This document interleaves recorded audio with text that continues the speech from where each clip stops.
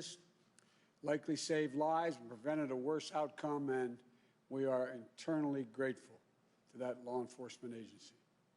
And I know the hearts of all Americans are the people of Nashville as they rebuild and recover from this traumatic event. Now, Vice President Harris and I, along with our nominees to lead the national security institutions, have just been briefed by some of the professionals who have been conducting agency reviews as a part of our transition. This is a long-standing part of the orderly transition of power in American democracy. We welcomed teams from the incoming Trump-Pence administration 4 years ago, gave them access to all that we had. And over the past few weeks, teams of genuine policy and management experts, many of them previous government experience, who have gone into agencies across the government to conduct interviews with personnel, to gather information, and to assess the state of the federal government excuse me, that we will shortly inherit. These teams worked under incredibly difficult circumstances, taking COVID-19 precautions and waiting weeks for the ascertainment, meaning that so they could go in and be cleared to go in. But they have done an outstanding job. For some agencies, our teams received exemplary cooperation from the career staff in those agencies. From others, most notably the Department of Defense, we encountered obstruction from the political leadership of that department. And the truth is, many of the agencies that are critical to our security have incurred enormous damage.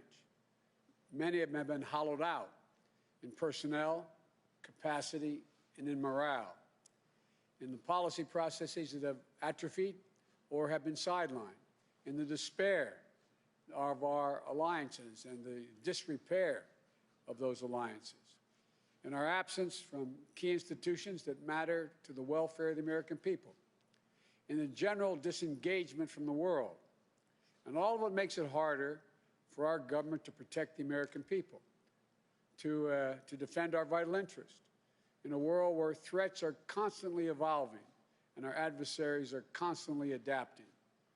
Rebuilding the full set of our instruments of foreign policy and national security is a key challenge that the Vice President-elect Harris and I will face upon taking office, starting with our diplomacy. Today, we heard from the leaders of the state and USAID agency review teams about the critical early investment we're going to need to make in our diplomacy, in our development efforts, and in rebuilding our alliances, to close the ranks with our partners and bring to bear the full benefits of our shared strength for the American people. When we consider the most daunting threats of our time, we know that meeting them requires American engagement and American leadership, but also that none of them can be solved by America acting alone. Take climate change, for example. The United States accounts for less than 15% of the global carbon emissions. But without clear, coordinated, and committed approach from the other 85% of the carbon emitters, the world will continue to warm. Storms will continue to worsen. Climate change will continue to threaten the lives and livelihoods, and public health and economics of our existence and literally, the very existence of our planet. We've learned so painfully this year the cost of being unprepared for a pandemic that leaps borders and circles the globe. If we aren't investing with our partners around the world to strengthen the health systems everywhere, we're undermining our ability to permanently defeat COVID-19, and we're leaving ourselves vulnerable to the next deadly epidemic. And as we compete with China to hold China's government accountable for its trade abuses, technology, human rights, and other fronts, our position will be much stronger when we build coalitions of like-minded partners and allies that make common cause with us in defense of our shared interest and our shared values. We make up only 25%, almost 25% of the entire economy of the world. But together with our democratic partners, we more than double our economic leverage.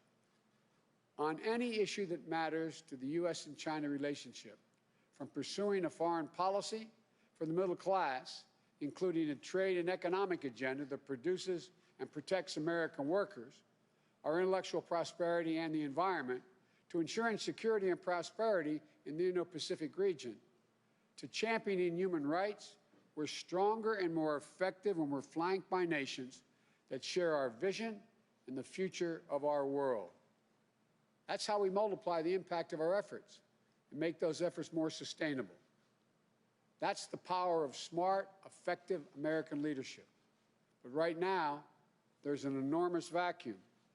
We're going to have to regain the trust and confidence of a world that has begun to find ways to work around us or work without us.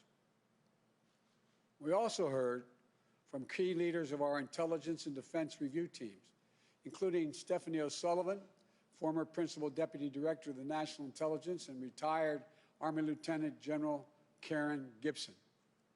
We talked about the different strategic challenges we're going to face from both Russia and China, and the reforms we must make to put ourselves in the strongest possible position to meet those challenges. That includes modernizing our defense priorities to better deter aggression in the future, rather than continuing to overinvest in legacy systems designed to address threats of the past. We have to be able to innovate, to reimagine our defenses against growing threats in new realms like cyberspace. We're still learning about the extent of the SolarWinds hack and the vulnerabilities that have been exposed. As I said last week, this attack constitutes a grave risk to our national security. We need to close the gap between where our capabilities are now and where they need to be to better deter, detect, disrupt, and respond to those sorts of intrusions in the future. This is an area where Republicans and Democrats are in agreement, and we should be able to work on a bipartisan basis to better secure the American people against malign cyber actors. And right now, as our nation is in a period of transition, we need to make sure that nothing is lost in the handoff between administrations. My team needs a clear picture of our force posture around the world and our operations to deter our enemies. We need full visibility into the budget planning underway at the Defense Department and other agencies in order to avoid any window of confusion or catch-up that our adversaries may try to exploit. But as I said from the beginning, we have encountered roadblocks from the political leadership at the Department of Defense and the Office of Management and Budget. Right now, we just aren't getting all the information that we need for the from the outgoing administration in key national security areas. It's nothing short, in my view, of irresponsibility. Finally, we spoke about the day one challenge that we're going to need to address immediately, drawing on the skill sets of the Department of Homeland Security and the Federal Emergency Management Agency. We were briefed on the steps needed to clean up the humanitarian disaster that the Trump administration has systematically created on our southern border. We will institute humane and orderly responses. That means rebuilding the capacity we need to safely and quickly process asylum seekers without creating near-term crisis in the midst of this deadly pandemic. These are hard issues, and the current administration has made them much harder by working to erode our capacity. It's going to take time to rebuild that capacity. We're going to work purposely, diligently, and responsibly to roll back Trump's restrictions, starting on day one. But it is not as simple as throwing a switch to turn everything back on, especially amid a pandemic. We'll have to have a process to ensure everyone's health and safety, including the safety of asylum seekers, hoping for a new start in the United States, free of violence and persecution. Of course, an essential part of this will be managing the safe, equitable, and efficient distribution of vaccinations to as many Americans as possible, as quickly as possible. FEMA has an enormous part to play in this. and we heard from the former FEMA Director, Craig Fugate, today. We want to make sure that our administration is poised to make full use of FEMA's domestic reach and capacity in managing our COVID response. And finally, from every briefer, I was heartened. I was literally heartened to hear about the incredible strength we'll be inheriting in the career professionals and working people across these agencies. They never stop doing their jobs and continue to serve our country day in and day out to keep their fellow Americans safe, just as they've always done.